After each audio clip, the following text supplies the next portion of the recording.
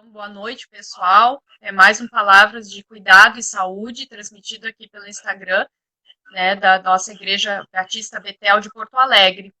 Que bom, então, seja bem-vinda. E vou pedir para te já te apresentando, para o pessoal que está chegando aqui. Eu que agradeço o convite, uma honra estar conversando contigo novamente, é sempre um prazer muito grande. E para quem não me conhece, então, eu sou a Tanise Stein, eu sou neuropsicopedagoga e sou escritora também da Diversão em Letras e trabalho com processos inclusivos, sou especialista em psicopedagogia e educação inclusiva. E sou suspeita, né, porque eu amo falar sobre educação e amo falar sobre inclusão e tenho sido convidada para conversar sobre isso, né, sobre este tema que é tão importante nas nossas igrejas, porque a igreja ela precisa conhecer mais sobre esse assunto, porque cremos num Deus de amor.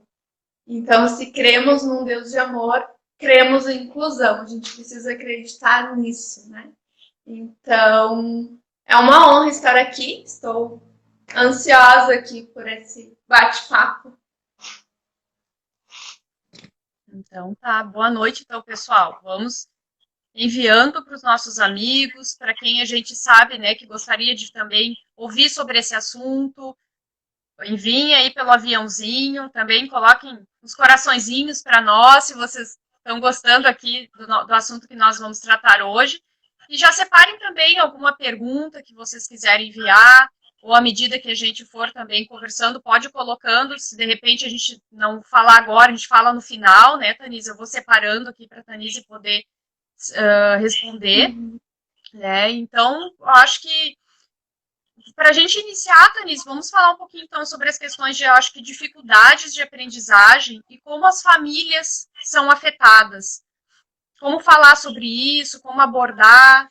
Então, dificuldade de aprendizado é algo que as famílias muitas vezes não buscam ajuda de imediato, né? As pessoas têm a tendência de ir esperando o tal do tempo. Muitas vezes as crianças apresentam, elas já dão sinais desde a primeira infância, né? Aquela área competente ali de 0 a 6 anos.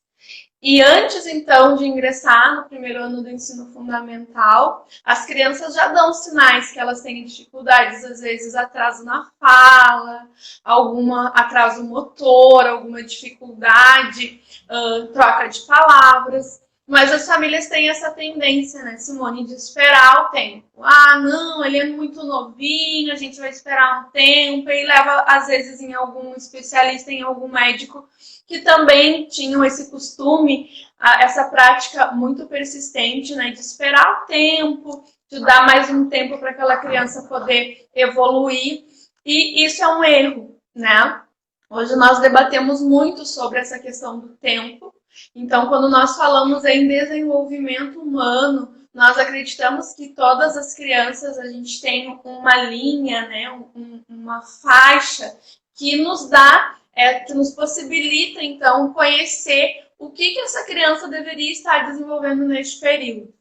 Então, a dificuldade de aprendizagem muitas vezes vem em decorrência desse desenvolvimento com atraso. E que os pais, às vezes, não se atentaram, não tiveram, assim, muita atenção nesse quesito.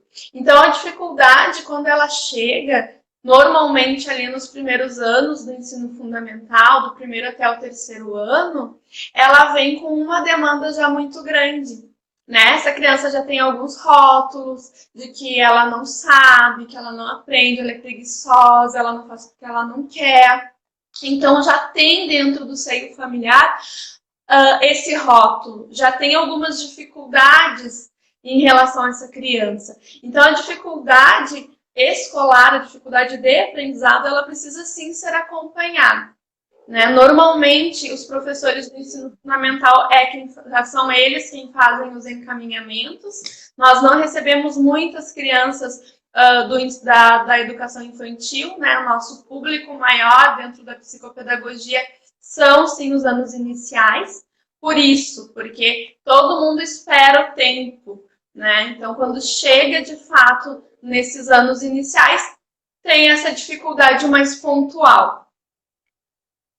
E isso traz essa dificuldade para a família em saber lidar com tudo isso, né? Uhum. E a questão da família também entender, puxa, eu esperei tempo demais, né? Eu achei que ele era preguiçoso, que não fazia porque não queria. Enfim, também traz aquela questão de culpa da família em relação a isso. Uhum. E dentro, assim, da tua atuação, tu percebes que as pessoas têm sido mais acompanhadas e até têm tido um acompanhamento dentro das escolas, como acontece assim dentro desse movimento mesmo de aprendizagem na escola, ou acabam tendo sempre que buscar fora das escolas? Então, algumas escolas têm profissionais qualificados e atentos, mas não são todas as escolas, né? Se formos falar assim, hoje a rede municipal, falando aqui do Rio Grande do Sul, da cidade de Porto Alegre, que é o meu chão, que é onde eu conheço bem. A rede municipal, ela dá um show, muitas vezes, nas escolas particulares, né? No ensino particular. Por quê? Porque é uma rede que trabalhou para isso.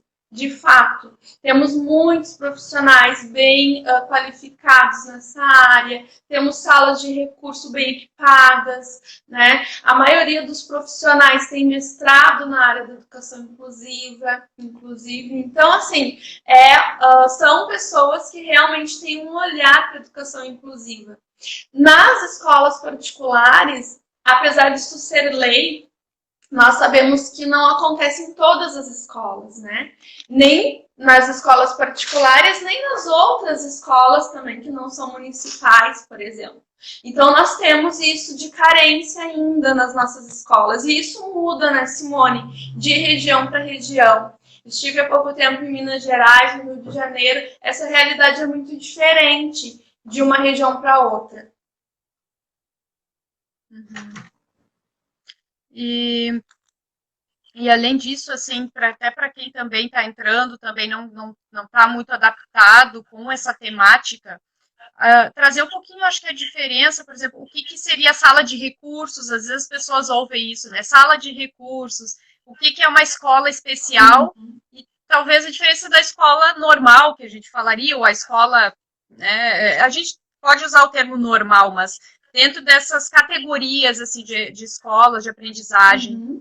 Tem uma doutora entre nós aí, a doutora Mariângela Pota. Ah, é verdade. Foi minha professora da PUC, no pós em psicopedagogia. Então agora eu tenho, né? Olha aí, tem um respaldo aí para a responsabilidade. Cristã também, né? Conhece.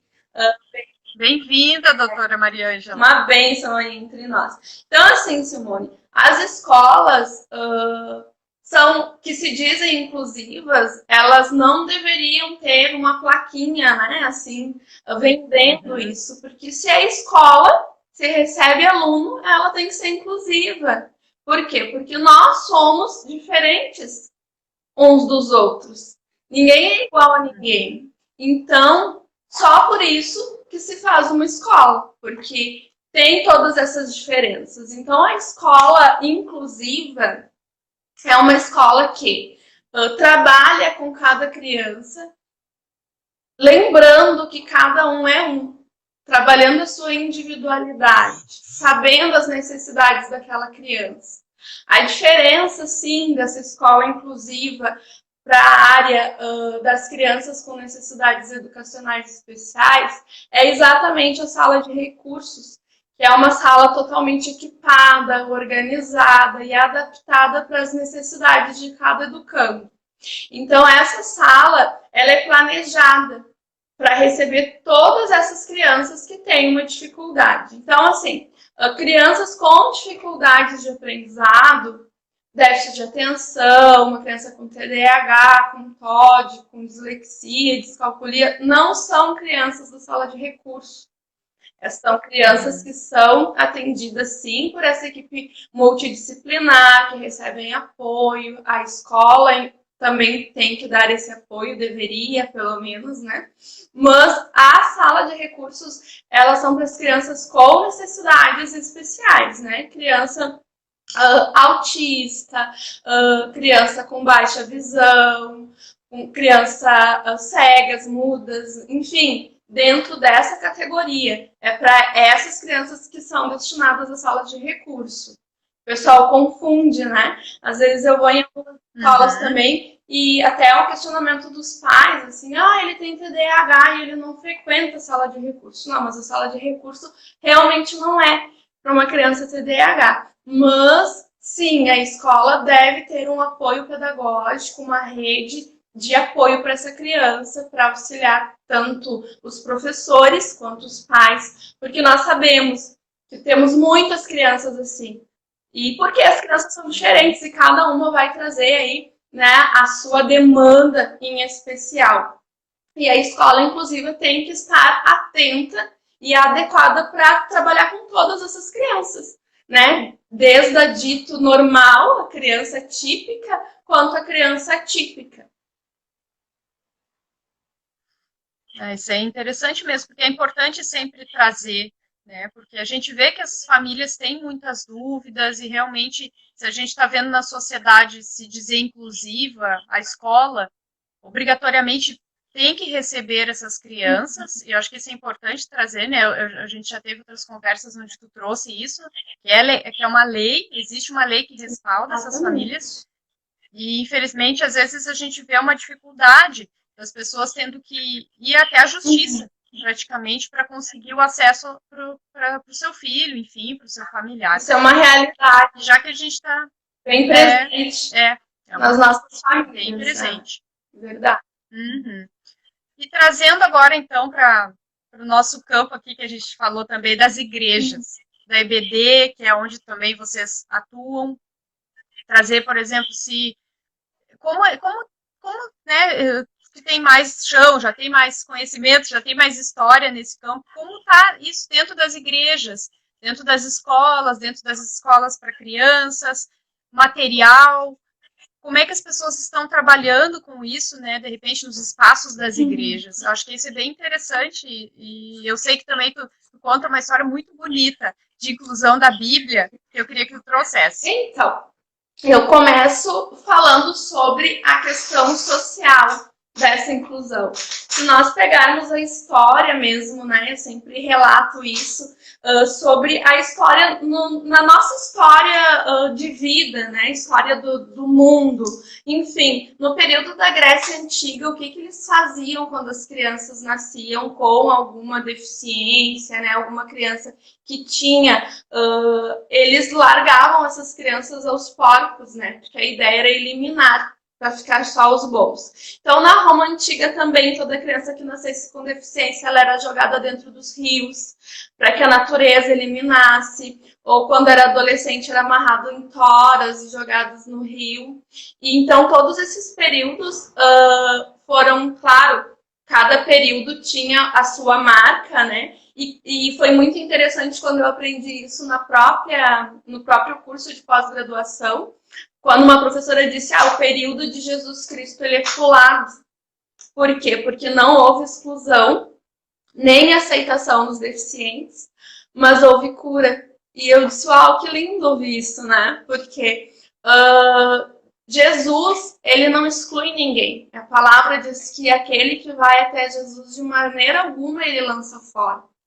Então, a inclusão está no amor.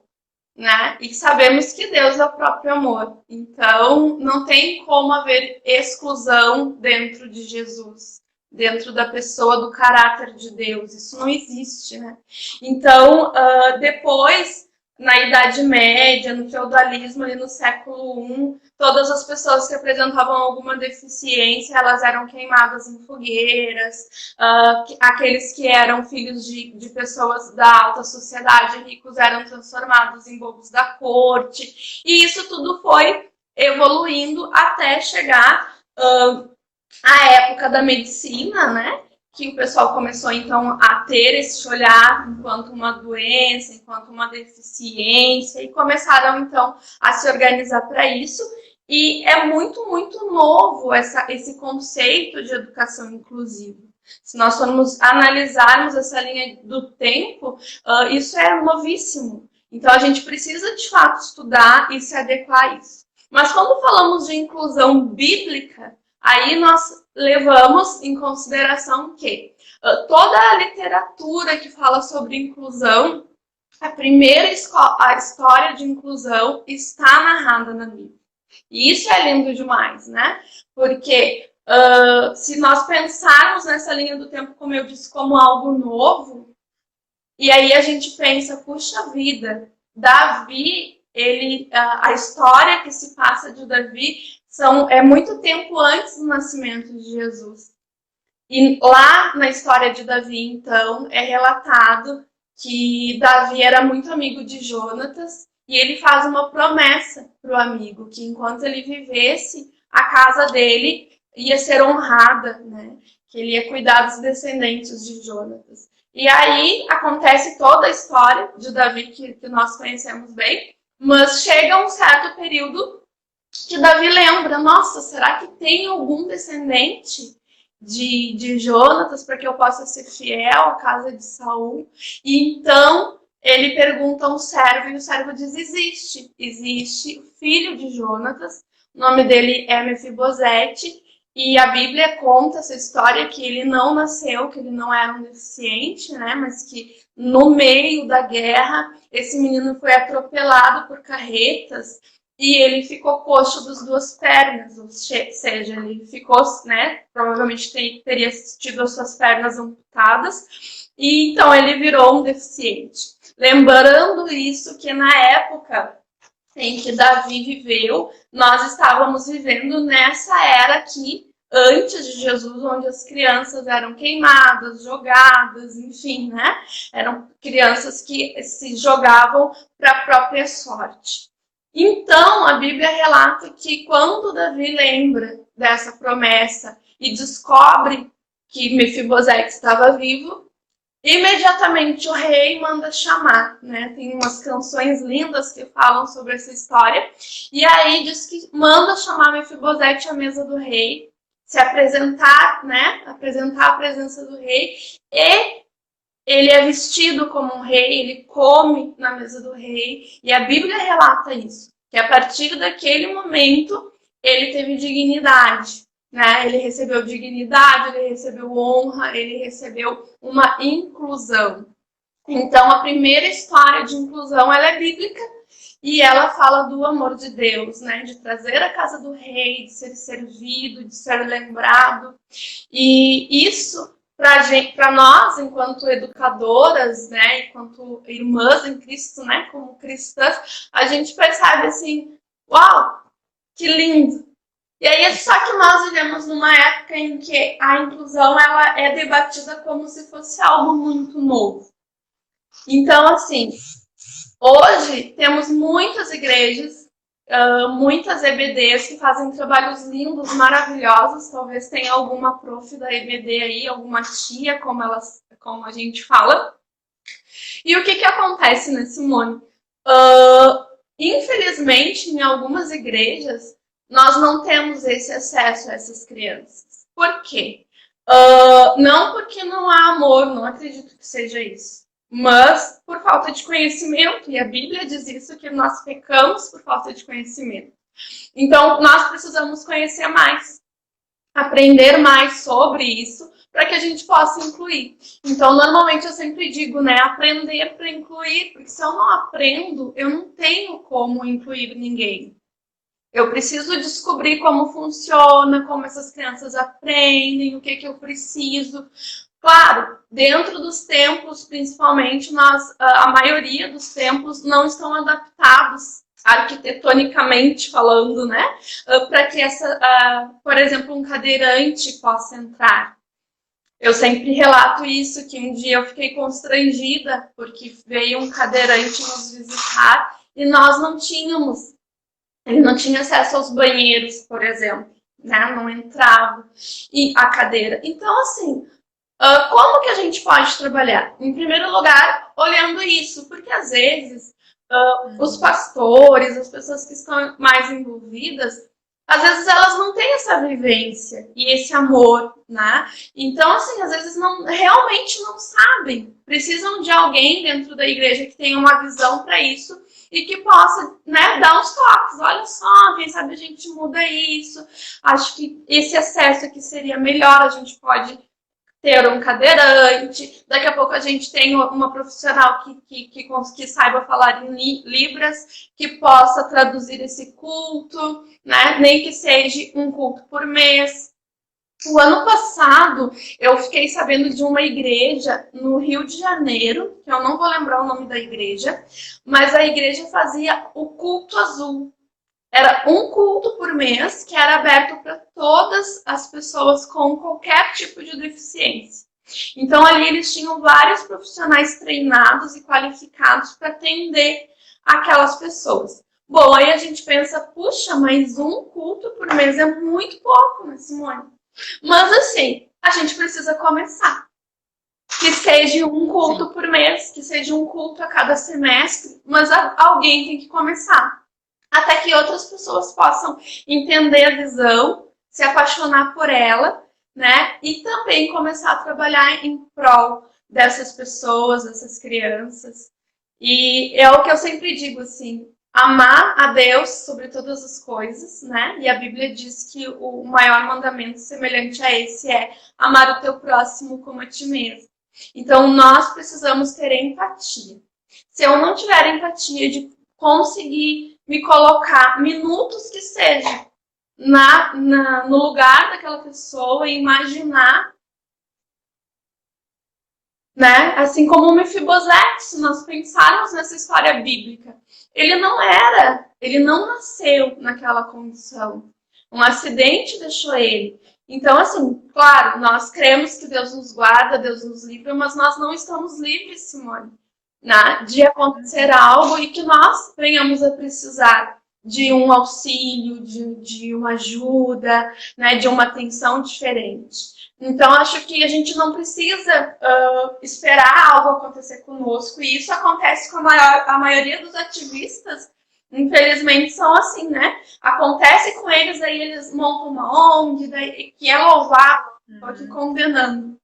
Mas a gente não precisa viver e esperar que algo aconteça para que a gente possa se mexer. Eu posso simplesmente entender a dor daquela pessoa e querer fazer algo por ela.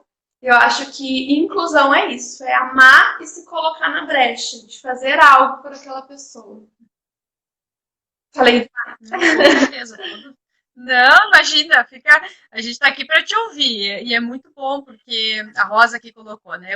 Que bênção.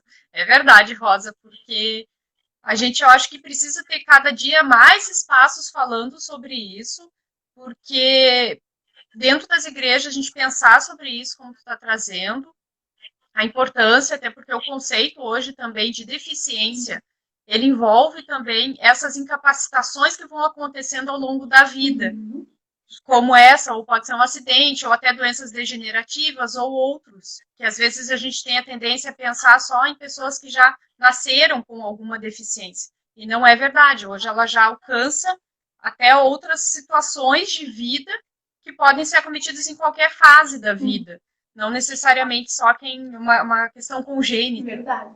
E dentro disso também, queria que tu trouxesse um pouquinho, que tu tem, na verdade eu sei que tu tem muitas histórias e muitas coisas bacanas para nos trazer, mas assim, eu acho muito bonito o trabalho sobre as missões que vocês fazem, inclusive, eu diria até quase que missões urbanas, que é algo que através também dos livros, através da literatura, trouxesse um pouquinho também para o pessoal conhecer, que é tão bonito.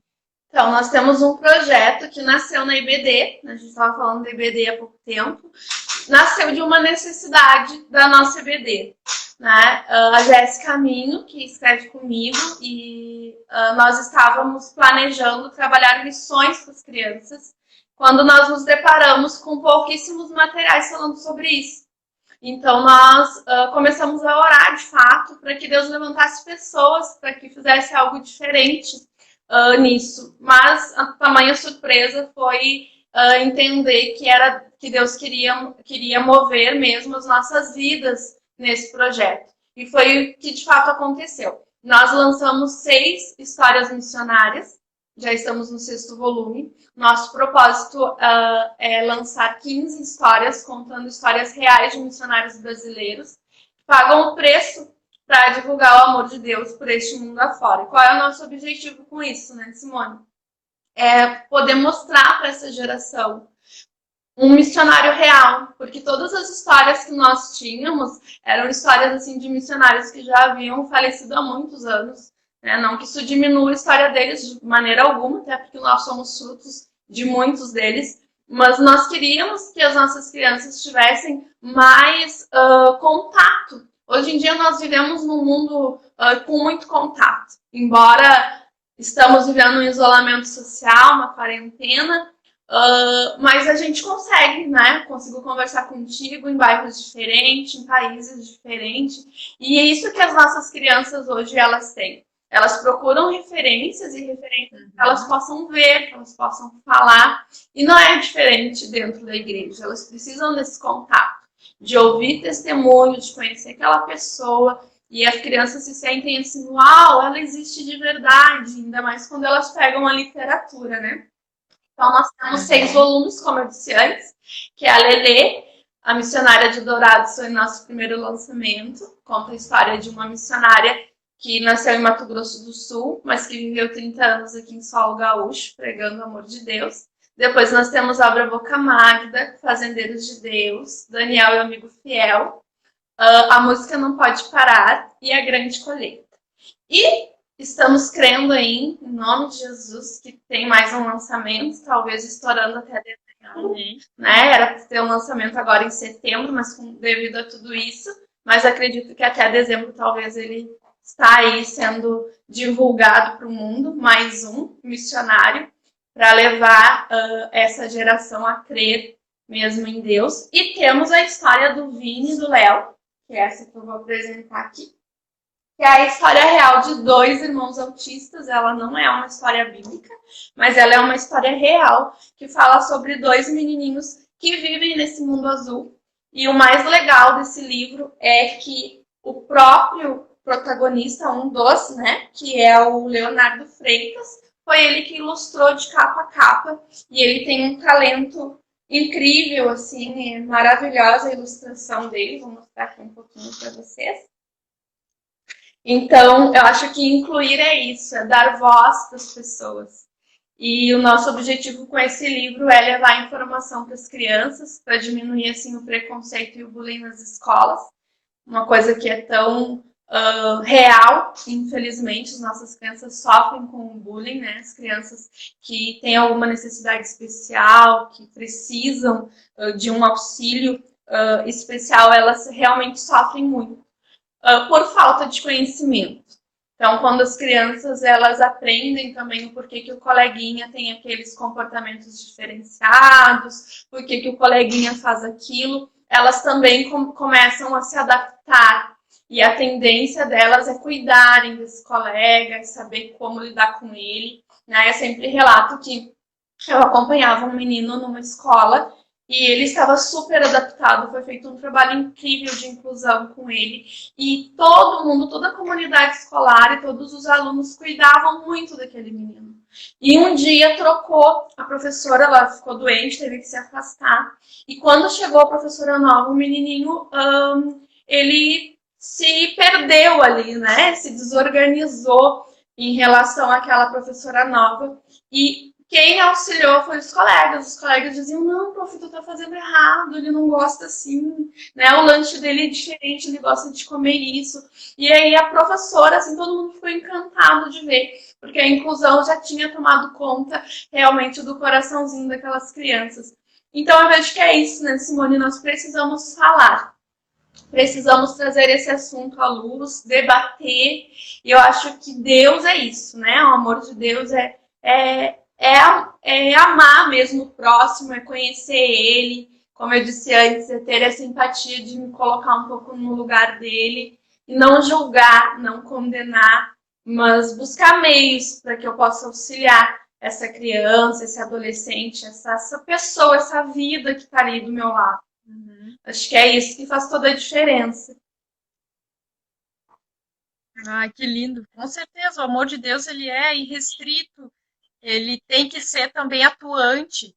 O legal dessa nossa conversa hoje é que a gente conseguiu perpassar, assim, o assunto da questão da inclusão, da aprendizagem, do convívio dessa criança que um dia vai se tornar, enfim, adulto, dessa pessoa, desde a família, do núcleo familiar, da sua escola, tratando também, né, das igrejas, agora trazendo também, né, dentro da própria literatura, ele sendo protagonista.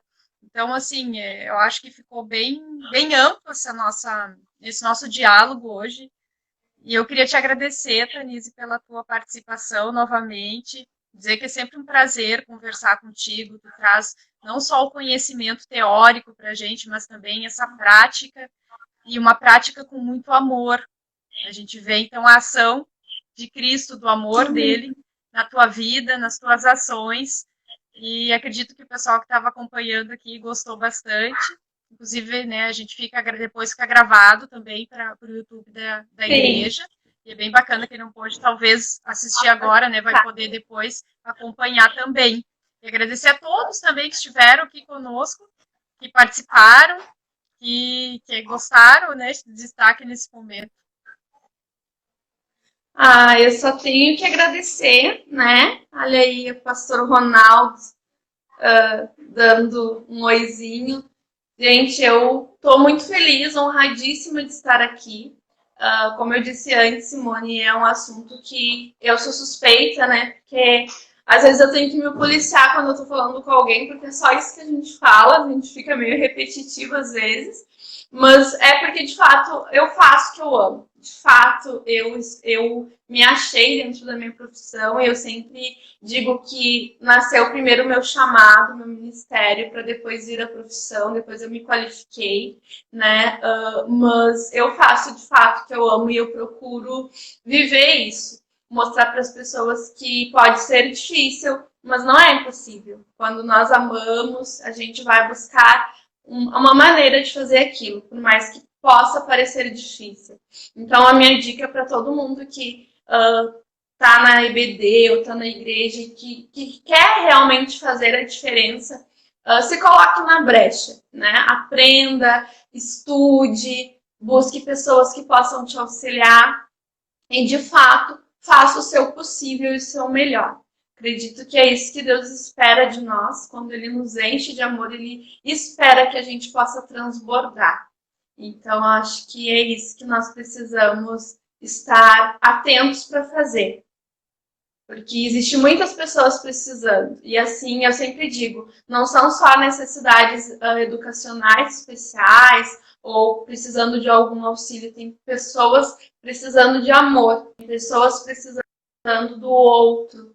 E às vezes nós negamos isso, né? Negamos um abraço, negamos uma acolhida.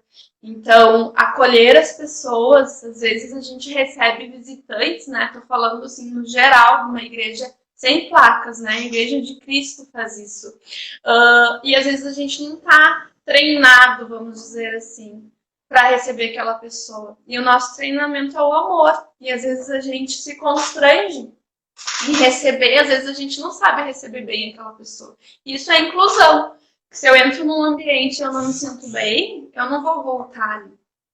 Né? Então a gente precisa ter isso. A gente ama as pessoas, a gente precisa demonstrar, receber bem essa pessoa, encontrar bem essa pessoa, fazer o nosso melhor. Isso é inclusão também. Verdade.